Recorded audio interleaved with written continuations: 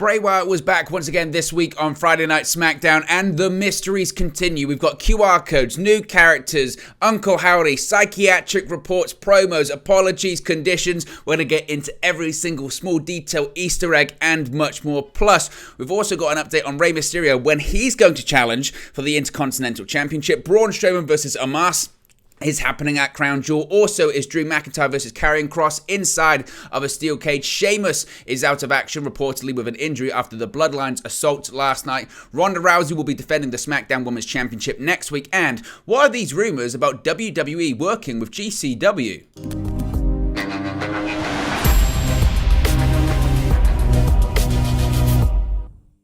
Hey guys, welcome back to Wrestling News 365. Hope everyone is doing very well. As always, there are plenty of news stories to get into. And as always with Bray Wyatt, there are plenty of details, small cryptic bits of news, QR codes and Easter eggs to divulge, dissect, and look for multiple meanings, because Bray Wyatt was once again back last night on Friday Night SmackDown, and we're going to get into all of it. So let's start off talking about the message that Bray Wyatt had for WWE fans last night on Fox. Now, in a backstage segment, Bray Wyatt appeared and spoke directly to camera with his new theme song playing in the background and getting louder behind his words. Now, it must be said, it was quite loud, the music, so at some points it was somewhat difficult to hear what he had to say, but don't you worry, I've got the entire promo in front of me, so we can read out exactly what Ian did say and his message to WWE fans. Now, Bray said that he apologized. He wasn't able to finish what he was going to say last week, but it was okay because he could do that right now. He said, quote, "I apologize for last week. I didn't get to finish what I was saying, but that's okay. I will now. I used to say all the time that revenge is a confession of pain, and it is. I still believe that. I feel like confessing some things to you guys today. I feel like that could help, so here goes. I confess that I have problems. I know I have problems. I've always had problems. That's not hard for people to see. But there's a few of them, like anger. Sometimes they can take me to places I don't want to be.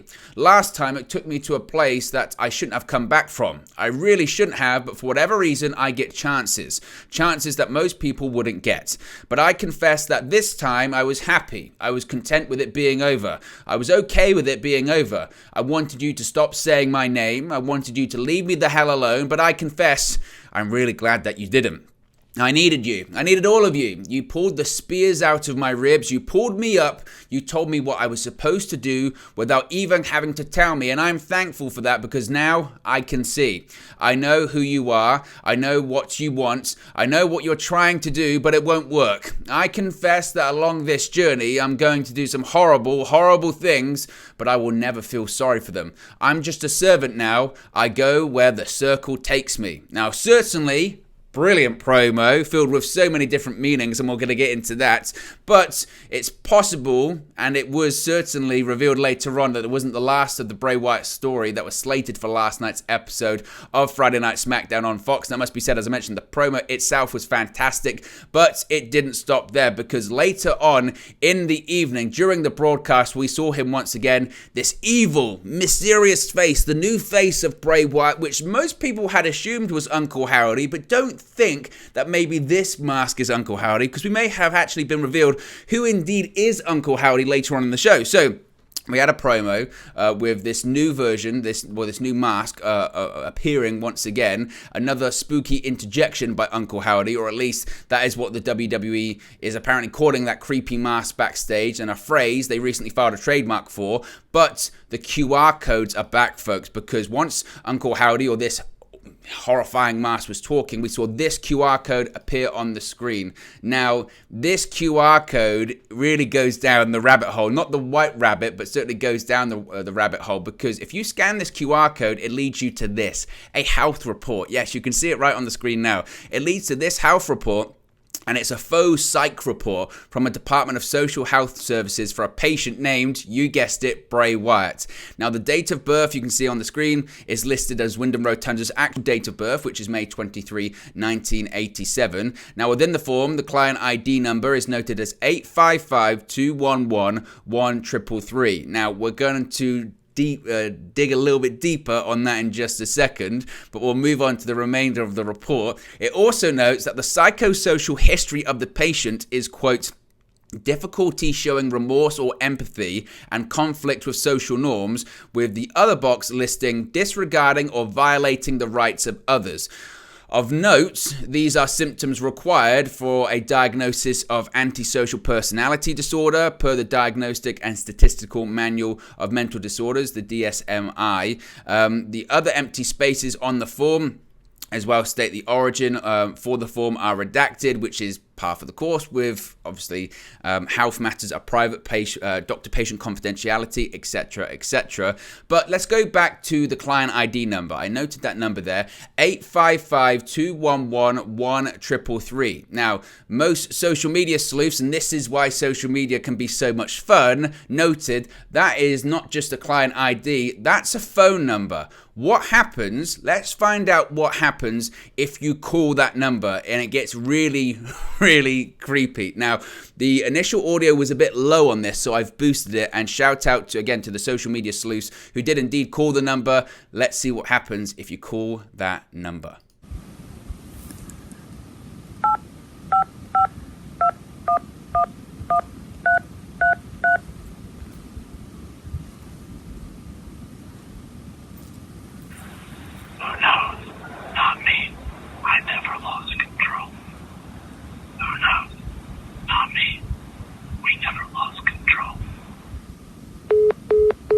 Now, did you hear what that had to say? Yes? Did you hear what that had to say? Because certainly it sounded very, very creepy, didn't it? If you couldn't hear what it had to say, I'll repeat it right now. They say, whoever that person is on the other end of the line, they say, quote, "Who knows? Not me. I've never lost control. Who knows? Not me. We've never lost control." Now, if those lyrics sound familiar, or if those lyrics or those words ring a bell, then they should, because actually, they're actually lyrics to a David Bowie song. Yes, The Man Who Sold the World. Who knows? Not me. We've never lost control. You're face to face with the man who sold the world. Who knows? Not me. We've never lost control. You're face to face with the man who sold the world. Now, again, it must be said, Bray Wyatt has used the phrase, the man who sold the world, several times and has spoken about having the whole world in his hands, the man who sold the world. There's a lot of similar themes here going on with what Bray Wyatt has referenced and spoke about in the past, certainly. As I mentioned, though, it didn't stop there, because during this quick and brief vignette from Uncle Howdy, at least that's who we thought was talking, right? That mask we thought was Uncle Howdy. But have we actually seen who indeed Uncle Howdy is going to be? Because the vignette then ended with this figure right here. Now, you can't see the face. What you can see clearly is a mustache or a beard of some sorts, a hat which looks somewhat similar to the Undertaker, doesn't it? It looks very Undertaker-ish. But he ended it with the words, "Howdy," implying that this might be Uncle Howdy. Now, one thing's for certain there, I would say, and you can see quite clearly, that doesn't look to be Bray Wyatt, does it? Now, there have been rumors about who this could be. There's been discussions about it could be Bateman from The Righteous. A lot of people are saying that with the mustache. Some people are saying Vincent. Some people are saying it's Barry Windham, because of course that's Bray Wyatt's actual uncle. But the feeling is that it might be someone from The Righteous, of course. They were backstage recently at Monday Night Raw, and certainly their characters and gimmicks could be somewhat in keeping with this kind of different, darker, mysterious kind of gimmick that maybe this Uncle Howdy is. And maybe this could be the beginning of what the Wyatt6 is going to be, this faction of people that's going to be built around Bray Wyatt, certainly. So it must be said, as everything with Bray Wyatt since he has returned, I thought it was absolutely brilliant. I thought that I was concerned because going from closing out the show, main event last week, that fantastic promo he did, then getting cut off with the mysterious mask and the cliffhanger, I thought, if they're just going to do a backstage promo, a backstage vignette of Wyatt finishing off his promo, it was good. It was an excellent promo, but I thought, is that a bit of a letdown? But we should know that the creepiness and the mysteriousness is far from over. And what I do really like with this, and I said this before, I do really enjoy that they're taking their time with it, because it would be very easy for Bray Wyatt to come back and him just to be surrounded by people, have this Wyatt6 faction, and then that's it. You know, and he's got this, and they'll go, who is it? And they spend time introducing it that way. No, they're taking a real long time with this, in the same way that when we had the QR codes initially, and we had, you know, the Easter eggs, and we had the hints online, and the White Rabbit playing during commercial breaks, you still didn't know all that much. It pointed in different directions, and it pointed to clues, and you had to piece bits together, and the answers to the clues kind of just hinted at certain aspects of things. And I really like that. I like that every single week we get answers to the next step or the next chapter of this story, but we're left with far more questions. That's what it is this week. That report, is that indicating what this Bray Wyatt character is going to be? Who is that Uncle Howdy character at the end? So the mask isn't Uncle Howdy. What did Bray Wyatt mean when he said about, you know, he referenced the circle? It's the circle. It's where the circle takes me. I confess that along this journey, I'm going to do horrible, horrible things, but I never feel sorry for them. I'm just a servant, implying he's just a servant for this nefarious mask character that he's seeing. And it's talking about all of these personalities he's had in the past, and it's just, all of it's brilliant. It really is. As I mentioned, you're left with more questions, and when you've got more questions, what do? You tune in next week to find answers, or you go searching online and see all of these breadcrumbs that WWE and Bray Wyatt have left for us, and try and feast or find your way to the feast. So I thought it was absolutely excellent, and let me know your thoughts. Let me know if you think I've missed anything. Let me know if you've got any theories or anything like that, because I think this is what makes this so fun. Now, let's move on to other aspects of SmackDown last night. Rey Mysterio was in action against Ludwig Kaiser, and the Intercontinental Championship match between Gunther and his next challenger, Rey Mysterio, finally now has a date. On last night's edition of SmackDown, it was announced the match would be taking place during the November 4 episode of the Blue Brand show on Fox. That will be the last SmackDown before the Crown Jewel Premium Live event in Saudi Arabia the following night. The match, along with the rest of the November 4 SmackDown, will be recorded ahead of time, most likely before or after the live airing of next week's edition of SmackDown from St. Louis, Missouri. Of course, Mysterio was traded to SmackDown last week in exchange for Raw getting Baron Corbin. Mysterio left Raw due to the ongoing storyline conflict with his son Dominic Mysterio and the rest of the Judgment Day. Mysterio initially told Triple H he was quitting during a backstage segment last week before news of a trade was revealed later on in the night. That same night, of course, he won that fatal four-way match to determine that he would be Gunther's next challenger for the championship. So we're going to be getting that match 24 hours before Crown Jewel in Saudi Arabia, and I'm really excited for it. Gunther, we know his strength, his power. We know how he just beats the hell out of people. And traditionally, some of Mysterio's best matches, not all the time, but some of Mysterio's best matches have been those matches where the difference in strength and height and size is almost exaggerated. So I'm really excited that I think it's going to be an absolute banger, as they would say. Braun Strowman may have met his match in Omos, because Braun Strowman went face-to-face with Omos last night, and Braun Strowman versus the Nigerian Giant is set for the upcoming Crown Jewel Premium Live event. The two behemoths finally came face-to-face last night on SmackDown, a week after Omos and MVP taunted Strowman through a promo segment. Now, Strowman was initially confronted by MVP, who reiterated that Strowman was not the monster of all monsters, as he looked normal standing next to the Nigerian Giant.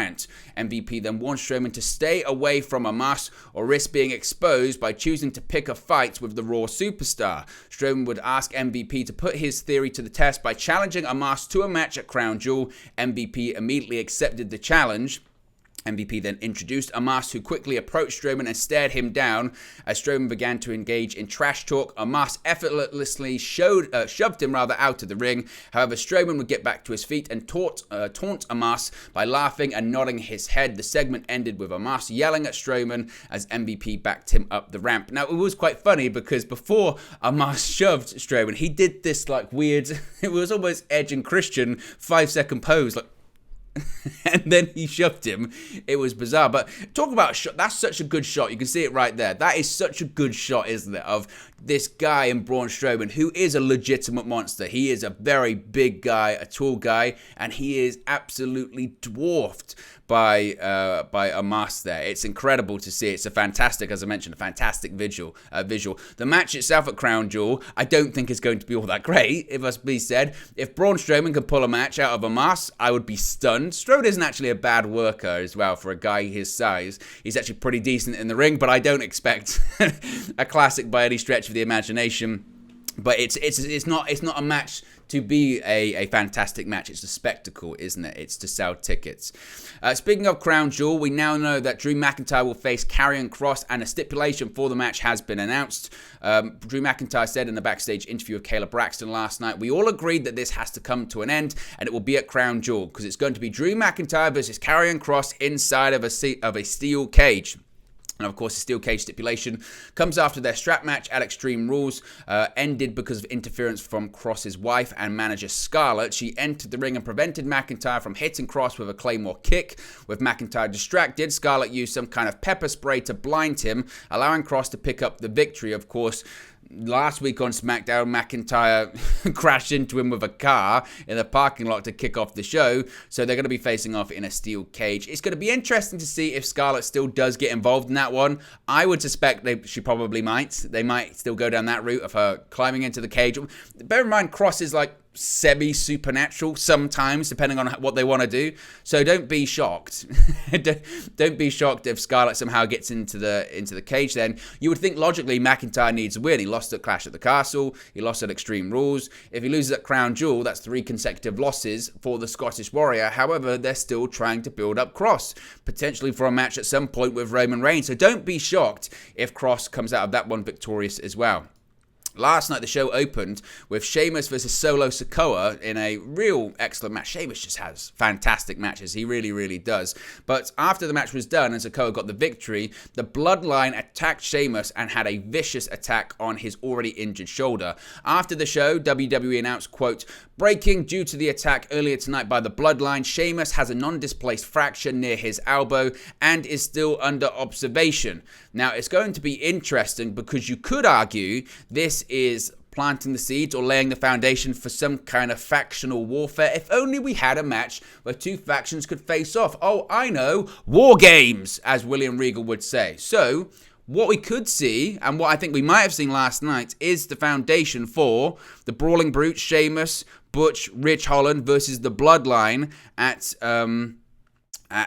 Survivor Series. Again, we don't fully know what way they're going to do it. At Survivor Series, we don't know if it's going to be 2 teams of 4 or maybe 3 teams of 3. That's a possibility. There's a lot of factions in WWE right now. But it would appear, I would think, that we're going to get some kind of Brawling Brutes Bloodline thing at the horizon, probably at Survivor Series. Ronda Rousey will be in action next week on SmackDown, and she will host an open challenge for a SmackDown Women's Championship. Now, last night, Rousey, if there was any doubt that she wasn't a heel, she is now definitely a heel because she called out the WWE fans for disrespecting her ever since she returned to the promotion earlier this year. When Kayla Braxton asked her if she was issuing an open challenge due to the fans' expectations based on her previous title reign, Rousey said, quote, "I didn't come back for them, and I don't win for them." She also criticized the fan base for rooting for their favorites rather than showing appreciation for the far superior performers in WWE. She said, quote, "Now they're stuck with the best," and added while dissing the state of Ohio walking away. And as I mentioned, then announced she would be defending the title next week in an open challenge. And this is good. This is good. Ronda Rousey is a better heel because, no disrespect to her, but she does just come across as pretty unlikable. And I think she will work very, very well as a heel. She can really tap into the baddest woman on the planet persona. It really bothers me, you know, when you go, "I'm the baddest woman on the planet," and Vince McMahon made her trot out and smile all the time. You've got to smile. You've got to show them that you're happy. You've got to smile. You've got to show them your face. No, Ronda Rousey was popular in the UFC because her fights were short. She went out there, she scowled, she looked down, she mean-mugged people like that, and people bought tickets and pay-per-views to see that. So WWE should do the same. And she wasn't particularly likable in the process. So I think WWE will be on to a winner with that. Finally, there's been these weird rumors about WWE and GCW having some kind of working relationship. The Wrestling Observer newsletter reported that Game Changer Wrestling has something going on in regards to a relationship with WWE. We don't know. But it was reported by Wrestling Inc. Wrestling Inc.'s senior news editor, Nick Houseman, shout out Nick. He reached out to GCW owner Brett Lauderdale for comment, and this is what Brett said. He said, quote, "Of course we are aware of the speculation and rumors surrounding GCW right now. We are very excited for the future of GCW, which includes a number of exciting partnerships, as well as a game-changing announcement in regards to how people will be able to stream and watch GCW events going forward. We'll make our first of many announcements this Saturday during GCW's event in Detroit, which will air live on Fight TV." So, I don't know. I would be really surprised if WWE had this working relationship with GCW. GCW has certainly a stigma to them. They're popular for what they do, and they're popular for what they are. You could argue, oh, is this the reason Tony Khan has forbidden AEW talent from working with GCW now? Maybe. I just think it's something that's a rumor that's been put out there, and GCW are trying to capitalize on it. Personally, I don't suspect we'll see any working relationship. Could be wrong, have been wrong in the past. WWE did have a working relationship with ECW in the late 90s. Vince McMahon, he paid Paul Heyman. So anything's certainly possible, but I would be very surprised to see that. So there you go, guys. That's the latest WWE news for you. Be sure to smash a like on the like button. Be sure to subscribe bottom right-hand corner. Let me know your thoughts on today's WWE news stories in the comment section below, and I'll speak with you again very soon. Hey guys, thank you for watching, listening, streaming, or however you come across this video today. Be sure to click on the video on the right there to watch our next video, or click the bottom there to subscribe, or the bottom right hand corner. Thank you very much, and I'll speak to you again very soon.